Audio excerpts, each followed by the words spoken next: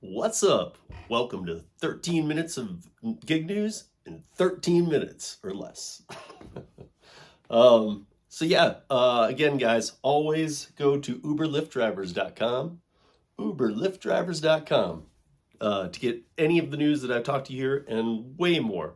So that's been going on for 5 years. There is tons. There's a search feature. You can search back all the way, 3,000 articles. So what do we got this week?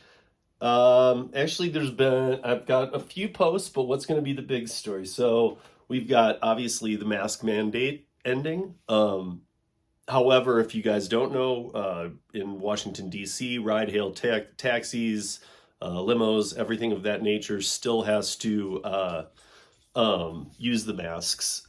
I'm not sure how long that will remain in place. For the time being, that is the case, though. In Georgia, an all-female friendly rideshare service, a new idea, so that females can just have female drivers. Interesting concept. We were talking about maybe the legalities and some of the issues with something like that last night on the radio show. Which, by the way, guys, if you're not checking out the radio show, tncradio.live on Fridays from, I'm at 5, so 7 to 9 Eastern and 4 to 6 Pacific. We do a call-in show. Jason Thierry from the Gig Economy podcast and myself, along with the station manager, Tom Kelly, we do a call-in show, and we welcome gig workers to call in. When we're between people calling in and whatnot, or if guests we invite, but we run through the news that I put up on Uber Lyft drivers. So that's really the time to catch all the news when we're all talking about it, and we bring other people in. But we also welcome any gig worker to call in anytime, and we always have fun. I mean, sometimes it turns pure variety, but it's always a good time. So check it out. If you feel like calling in, call in. So it's fun. tncradio.live on Friday nights, called Driver Nation. So, so we've got the masking thing ending. We've got the female alternative to Uber and Lyft. We've got the University of New Orleans student who died about a month ago taking rideshare in New Orleans. That was a weird story because her roommate said she left the house at like 11 p.m. and the Uber driver dropped her off at 5 in the morning at a hospital, and she was already dead. So there was a lot of speculation that the Uber driver clearly must have been involved. They were not. It was a fentanyl overdose, and the woman died in the car, and he drove her to the hospital. So his story was what it was, and it was correct. So what else do we got? I guess my big story for the week. Even though it already happened, here are the details of it. Let's pull it up, because it's now done and done. So let's talk about Engrossed Substitute House Bill 2076 for the great state of Washington, signed into place by Governor Inslee. And so what is this one about? So we knew that Washington State was going for an AB5 type legislation where all gig workers would receive a minimum amount of money and kind of a Prop 22 thing without the AB5 attack on the independent contractors that happened in California, that style. They were trying to jump the gun and put a Prop 22 in place so that there didn't need to be the AB5 that destroyed so many people's lives. And so they were trying to jump the gun because the original AB5 was to go after the gig economy. And then they decided to throw the net over everybody and ruin people's lives and businesses. Bottom line. I've got a bunch of podcasts up on YouTube and on the audio podcast about this. Go check out any of my independent contractor stuff, and you can see by the guests I have on both sides that I'm talking with the players in the game. So anyway, this engrossed substitute House bill ESHB 2076. Okay, so what it is it got enacted. Inslee signed it in, and it goes into place on June 9th of this year, 2022. But really, a lot of the parts, the components, don't go into place until January 31st of this year at midnight. So actually, what would be the first minute of the next year, in time for preparation. I think that the June 9th is to get their systems in alignment and start working with the state a little bit.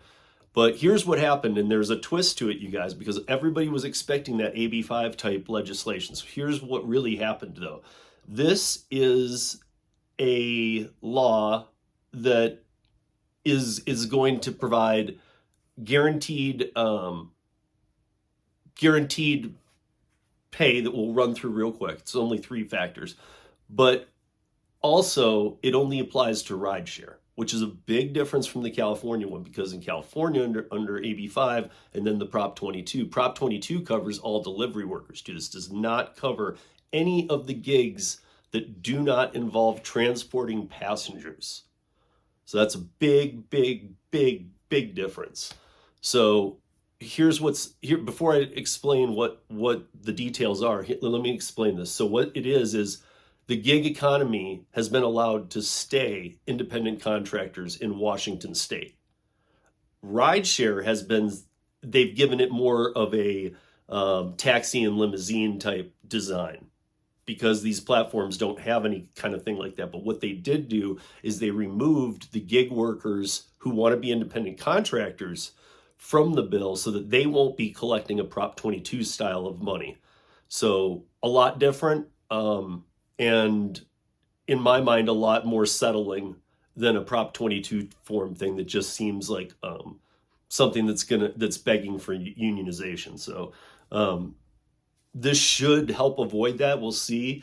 But so basically, you're going to get, your rates. You can even accumulate sick days. So let me run through I think there's 4 details here. Let's run just quickly. So we got. Like I said, it'll start on the new year.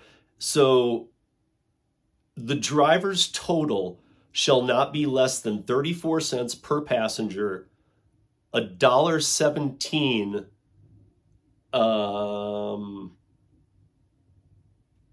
per passenger per minute, and $1.17 per passenger per mile, or $3, whichever is greater. So I'm not sure if that's reading 100% correctly. I am reading it correctly, but I'm not sure that it is per passenger per minute. But I am seeing per passenger platform. Sorry, guys. So yes, so 34 cents a minute and $1.17 a mile, or $3, whichever is the greater amount. So a minimum of $3, but then that's the amount for the state of Washington. But here's the kicker. Any city that has a population density of more than 600,000, which in Washington, I think is only, i.e. Seattle. So, but in other states that something like this might happen, it would be different. But so any city with a population of more than 600,000, such as Seattle, will get 59 cents per minute, or $1.38 per mile, and a $5.18 minimum ride charge, whichever is greater. So what they've done is they've created a Prop 22 for Washington state that only applies to the rideshare drivers. And some regulation towards rideshare was coming anyway. So we're thinking this was like a House Bill 1234 in Massachusetts, New Jersey's, all these ones coming down the pipe that are trying to exactly mimic an AB5 bill that will force a Prop 22 bill. So they got ahead of the game when actually we were kind of thinking Seattle was kind of going in that same direction, exactly in the footprints. But actually they took it and they modified it and said, let's get ahead of the game and give that rideshare cutout now, because it will help avoid the problem of classifying all gig workers as independent contractors. or as employees if they can't be independent contractors. So that's, that's huge. And that is the other thing. You will remain an independent contractor under this. So that does take some liability away from the companies.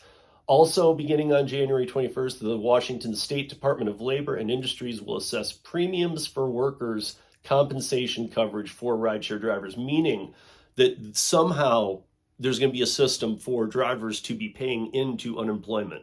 So you'll be able to get paid sick leave and you'll get unemployment if something should happen to you.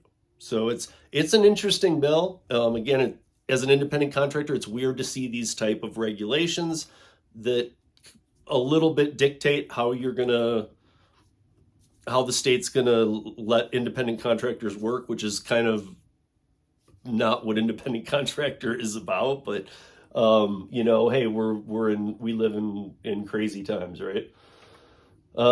So paid sick leave is the driver will accrue 1 hour for every 40 hours. So if you work 40 hours in a week, you've just accrued an hour of sick time. So if you do, if you do 8 weeks, every 8 weeks, you would get an 8-hour day of sick days. So you're gonna have to earn them. I mean, that's something. And then there's also going to be a resource center for drivers, which I think this is the one interesting and cool part, because I know with Solo up there, and now Solo's expanded to Miami, Tampa, and they just recently opened another Nashville as another city. So yeah, I mean, it's going to be interesting. But this resource center is going to be there for drivers who have questions, because Uber and Lyft aren't supposed to be helping you with this stuff. So they're now going to have to pay for a center to help drivers out that kind of is in the middle and doesn't side with either of the rideshare giants. So that was 13 minutes of news in under 13 minutes. You're welcome. I will see you guys tomorrow on the open forum. I look forward to it. We can talk about anything, and come on by. All right, guys, have a great weekend. Peace.